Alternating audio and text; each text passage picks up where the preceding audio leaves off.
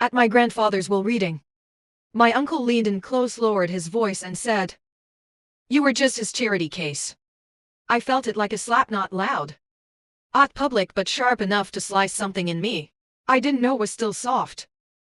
My cousin Tessa, sitting just 2 seats away in a silk dress, too bright for a funeral, laughed without looking up from her phone. "He only tolerated you out of pity," she said, like it was a fact we'd all agreed on years ago. I didn't say anything. I didn't flinch. That was the rule in this family. Silence is armor and speaking up is how you get gutted. I had learned that early. We were gathered around the massive dining table in my grandfather's estate. Heavy oak, longer than necessary. Surrounded by old family portraits that looked more like oil paintings of strangers. The room smelled like lemon polish and Tensio. My uncle Colby sat at the head of the table like he owned it already. Tessa sprawled next to him, bored, manicured. Certain she was about to come into something big. And then there was me, Sarai. Quiet, average. Out of place in this family of loud, ruthless, glossy people. I wore a simple black dress. Oh, designer label, no fake mourning, just me holding onto the edge of the chair. Like I might fall if I let go. I had come because I thought I should. Not because I expected anything. My grandfather, Howard Monroe, raised me after my parents died, but he'd never been warm. He was structured, efficient. He gave me a roof, food, and access to his private tutors. But never affection, never told me he loved me. And still some small, foolish part of me hoped there was a reason he brought me. Something more than duty. The lawyer cleared his throat. His name was Mr. Blanchard. Crisp suit, calm voice. Oh, nonsense demeanor. He'd been with our family forever. One of the few who treated me with a basic kind of respect. He began reading the will. And I braced for what I knew was coming. Calvin got the real estate, the stocks, the antique cars. Tessa got a trust fund and jewelry that had belonged to our great-grandmother. The tone was business-like, emotionless. I waited for my name, nothing. Then Mr. Blanchard paused just for a second. Enough to make the room shift. "There is one final item," he said, looking directly at me. "Your grandfather recorded a personal message. It is to be played for one person only. Sarai Monroe." Every head turned. "What kind of message?" Calvin asked, his tone instantly defensive. "A video message," Mr. Blanchard replied, lifting a small silver flash drive from a leather case. "He recorded it shortly before his passing. He was specific. It is not to be shared, discussed, or replayed in this room, unless Sarai gives her consent." Tessa rolled her eyes. "You're kidding. He left her a video, that's what she gets." Calvin didn't laugh. He looked at me like I'd stolen something. And still I said nothing. I just stared at the flash drive. My hands were in my lap, clenched so tightly I couldn't feel my fingers. I didn't know what the message would say. Part of me didn't want to hear it. Ought in front of them. Ought if it confirmed what they were saying. That I was never more than a shadow in that house. But something in Mr. Blanchard's expression stopped me. He wasn't looking at me with pity. He looked steady. Like this mattered, like he knew it mattered. I nodded once he slid the flash drive into the laptop. The room went quiet, not respectful quiet. Suspicious quiet. You could feel everyone holding their breath, waiting for some sign that this was a joke, that I was about to be embarrassed a guy. And then the screen came to life. My grandfather's face appeared pale. Tired, but his eyes were clear. And the first words he spoke were, "Sarai, if you're hearing this, then I've already left. But there are things you need to know." The entire room froze. Growing up in the Monroe family felt like living in a house where you were always one mistake away from being invisible.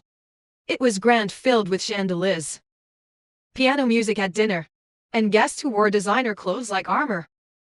From the outside, everything looked pristine. Inside, it was cold.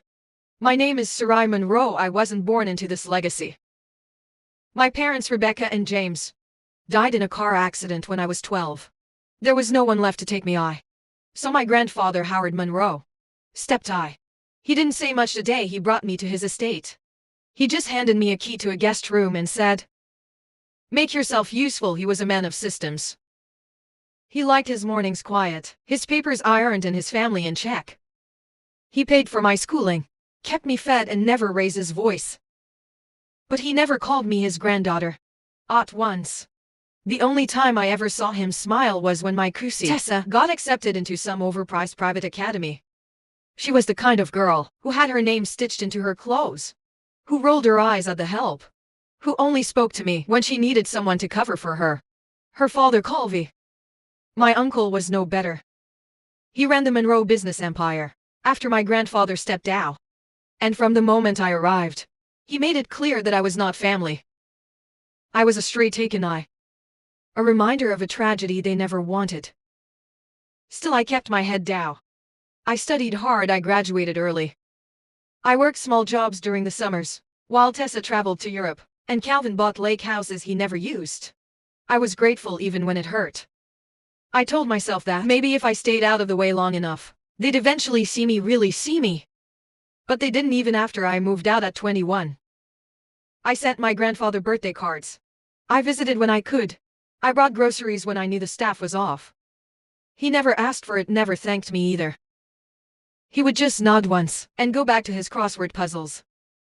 When he passed, I didn't cry the way I thought I would. I felt like something ancient had finally gone. Still, the funeral was tasteful, expensive, full of people who called him a legend and a force. I stood in the back not because I was hiding, but because no one offered me a seat near the family. Not that I expected one 2 weeks later. I got the email from Mr. Blanchard, the family lawyer, formal as always. He requested my presence at the Monroe estate for the reading of the will. I debated not going. I already knew what was coming. Calvin would get everything. Tessa would get enough to keep her smug for another decade. I would get a pat on the head and a kind word of that. Still, I showed up. I wore a black dress I'd worn once to a scholarship dinner. I did my makeup like armor, kept my hair tied back, no frills. Oh, room for hope when I walked into the estate. Everything felt the same dark wood floors. Same smell of polished brass and fading flowers. The paintings on the walls watched, like they were waiting for someone to disappoint them. Mr. Blanchard greeted me at the door. He was polite, his face unreadable. Calvin sat at the far end of the table, his Rolex catching the light as he tapped the wood impatiently. Tessa scrolled on her phone, like the whole event was a waste of time. One looked up when I walked by. One greeted me. I took a seat near the middle of the table. Close enough to pretend I belonged, but not far enough to look like I was hiding. I wasn't here to beg for anything. I just wanted to hear the last words of the ma who raised me, even if those words weren't meant for me. The chairs creaked. Mr. Blanchard opened the folder, and everything I thought I knew about this family began to crack. The will reading started like a transactio. There's no sentiment. Just Mr. Blanchard's calm voice, cutting through the silence of the room. I sat perfectly still as he unfolded the legal documents in front of him, and began reading. To my son Calvin Monroe. He bega. I leave full ownership of the Monroe properties, portfolio, the Eastwood Cabby, and the contents of my safety deposit box at First Federal Bank. Calvin didn't react. He sat with his arms crossed, like he had expected this all along. He gave a small satisfied nod, like he was simply confirming what he already considered his. Mr. Blanchard continued. To my granddaughter Tess Monroe. I leave the family jewelry, the contents of the Aspen storage unit, and the remaining assets of the Livingston Trust. Tessa looked up from her phone long enough to smirk. She glanced at me briefly, her mouth twitching like she wanted to laugh. She didn't need to. The message was clear. Calvin got the power. Tessa got the sparkle, and I waited. Mr. Blanchard paused, flipping to the final page. My heart started pounding. I told myself not to expect anything, but it still hurt to sit there waiting, like some outsider who had wandered in off the street. There's one final instructio, he said, his tone changing just slightly. Howard Monroe left behind a personal message. A video recording it is addressed to Soraya Monroe only. That's when Calvin turned his head slowly. His expression didn't change. But his eyes narrowed. Tessa stopped scrolling. "What kind of message?" Calvin asked. His voice was calm but tight. "A video," Mr. Blanchard said. "He recorded it in the final week of his life. He was very specific. It is not to be shared or discussed. It is for Sarai and Sarai alone." "A message," Tessa said, the word practically dripping with sarcasm. "That's what she gets, not even a keepsake." "She was barely family," Calvin added. "He gave her a roof, fed her, that should have been enough." I didn't say a word. I kept my eyes on the table in front of me, tracing the wood grain with my fingertips, like it might keep me grounded. "I believe Mr. Monroe's instructions are to be respected," Mr. Blanchard said, holding up a silver flash drive. "The message can be played now, but only if Sarai consents." Calvin leaned back, smiling like he already knew what was coming. "Go on then," he said. "Let's hear what old Howard had to say to his little charity case." Tessa snorted. "I swear. If it's some speech about working hard and keeping your chin up, I'm walking out." I could feel their words trying to pierce me, but I refused to react. That was the only power I had ever had in this family. To not give them the satisfaction of seeing me break. I nodded once Mr. Blanchard plugged in the flash drive. The room went quiet. No one shuffled. No one cleared their throat. Even the air felt still, like the house was holding its breath. The screen lit up. My grandfather's face appeared. Thinner than I remembered, but his eyes were sharp. He wore his usual navy sweater, and he looked directly into the camera. "Sarai," he begged, "if you're seeing this, I'm gone." The sound of his voice filled the room, and everything changed. No one spoke. Calvin's smirk faded. Tessa sat straighter in her chair. He didn't sound tired. He didn't sound formal. He sounded like a man with something real to say. "I never said much while I was alive," he continued, "but there are things I need you to hear. Things I should have told you a long time ago." I sat frozen. My palms were damp and my jaw was tight. I didn't know what was coming, but I could feel the weight of it already. From across the table, Calvin's eyes shifted to mine. He didn't look smug anymore. He looked wary, and just like that, the power in the room had shifted. For the first time in my life, everyone was silent. And they were all listening to something meant only for me. I don't remember breathing as the video played. My grandfather looked straight into the camera, but I felt like he was looking directly at me, like he had waited his whole life to finally speak freely. "Sarai, you were never supposed to be a bird," he said. "You were the only one who never asked for anything." I heard someone shift behind me. Tessa crossed her arms. Calvin looked uncomfortable now. "I stayed still. You were 12 when you arrived here." My grandfather continued. "Your parents were gone. I wasn't ready for another child in the house, especially not after everything with Calvin's mother. But I took you in because your father was my son too, even if I never acknowledged it publicly." My hands gripped the sides of the chair. I felt my pulse in my ears. There was a ringing, but I didn't look away from the screen. "Yes, sir, your father, James Monroe, was my son. I loved him. But he wasn't born in marriage. It was the 60s. Things were different then. I was young, foolish, and afraid of ruining the Monroe name. I made a mistake. I let society dictate what kind of father I was allowed to be." A gasp escaped from Tessa. Calvin said nothing, but his face was turning red. "I didn't raise James. I failed him. And when he died, I saw a second chance in you." I couldn't say the words. I didn't know how to be ope. But I watched. I saw you every day. I saw how hard you worked. I saw you put this family first, when no one ever did the same for you. My eyes burned, but I held back the tears. I couldn't cry here, not yet. Out in front of them. "You covered for Calvin when he took company funds to bail out that failed startup.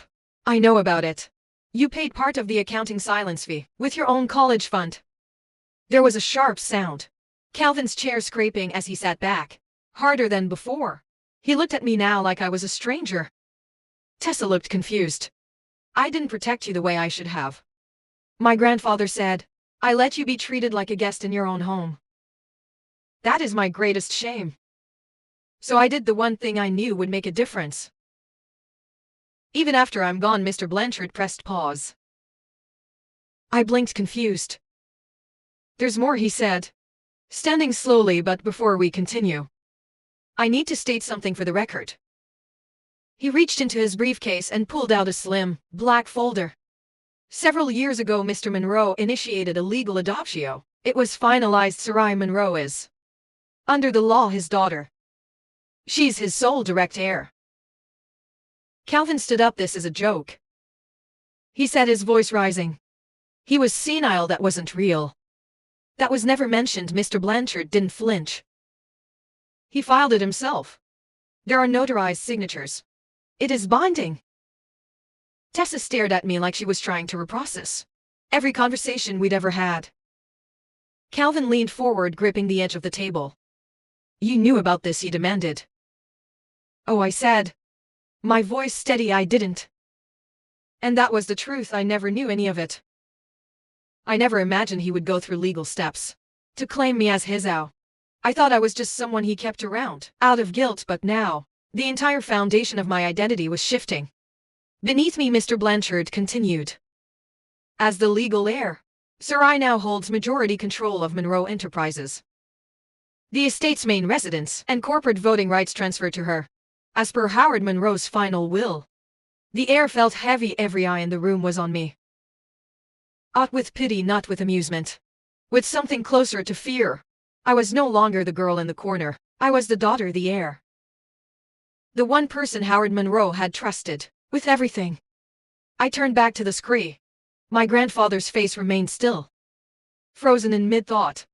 Before the final segment would play, I nodded, keep playing it. Because now I needed to hear everything. Mr. Blanchard pressed play again, and my grandfather's voice returned. His tone was steady, but there was something different now. Something heavier. He wasn't just leaving behind instructions. He was telling the truth for the first time. I built Monroe Enterprises with one goal in mind: legacy. I thought that meant wealth, properties. The Monroe name on buildings. I was wrong. He paused for a breath. Not out of weakness, but deliberatio. Legacy is not in the things we leave behind. It's in the people we shape and the ones we choose. When the world says not to Sarai, you were never just someone I took. You were my second chance. I failed your father. I didn't deserve the right to raise his child. But you gave me that chance anyway. Calvin had sunk back into his chair. His jaw clenched, his eyes dark. He wasn't angry anymore, he was unraveling. Tessa stared at the screen, like she was watching a stranger speak her grandfather's words. You were the only one in this family who never lied to me, my grandfather continued. You never used my name to get ahead. You never asked me for favors, or tried to manipulate my decisions. You earned everything you have. And I made sure no one could take it away from you. My throat tightened, every memory rushed back in waves. Studying alone at night while Tessa partied. Skipping meals to save money, when I was too ashamed to ask for help. Fixing the leaky sink myself because the staff wouldn't bother. I thought no one noticed, but he had. I know this will anger them, he said plainly. Let it. They had my attention their whole lives. You had my respect. That is why I've left the controlling shares of Monroe Enterprises to you. All executive decisions now require your approval. You don't need to play by their rules anymore. There it was, the words hung in the air, undeniable. Calvin shifted in his seat, like the room had suddenly become too small. His empire, his boardrooms, his meetings, it all belonged to me now. Tessa looked lost, the arrogance gone from her face. My grandfather leaned forward slightly on the screen. His voice lower, more personal. Don't waste time proving yourself to them. You already did. Walk forward. Take what's yours. You were the future of this family. The moment you walked through my door 12 years ago, I was just too proud to say it. He looked down for a moment, and when he looked back up, his voice softened. If there's one thing I want you to remember, it's this: you were never a bird. You were my redemptio. The screen went black, no one moved. Not a whisper, not a breath. I looked at the table in front of me. then across to Colby. His face had hardened into something unreadable. He looked like a man who had just seen everything. He built-handed to someone he never considered worthy. Mr. Blanchard cleared his throat gently. That concludes the contents of Mr. Monroe's final statement. Calvin stood slowly, but his voice carried weight. We'll contest this, you're welcome to. Mr. Blanchard replied, but I suggest you read the corporate bylaws. Your father revised last spring. He appointed Sarai as successor CEO in writing. It's already been filed with the board. The transition has begun. Tessa looked from him to me. Her voice was quiet and sturdy. Did you know about the snow? I said I didn't. And I meant it, I had no plan. Oh, scheme, no secret ambitio.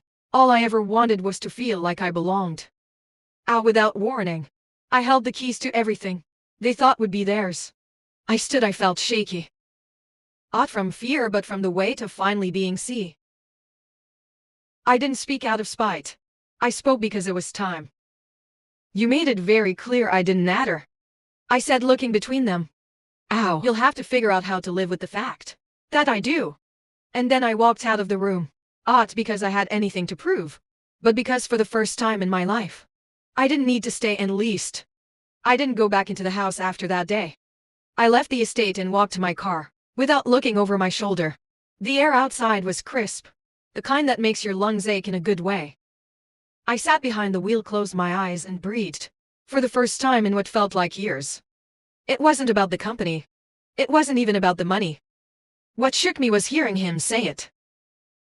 He saw me, my grandfather, who had never once said he loved me, had left me the truth in that room, full of people who spend their lives measuring worth and power and inheritance. I finally had something real. I had a name that meant something.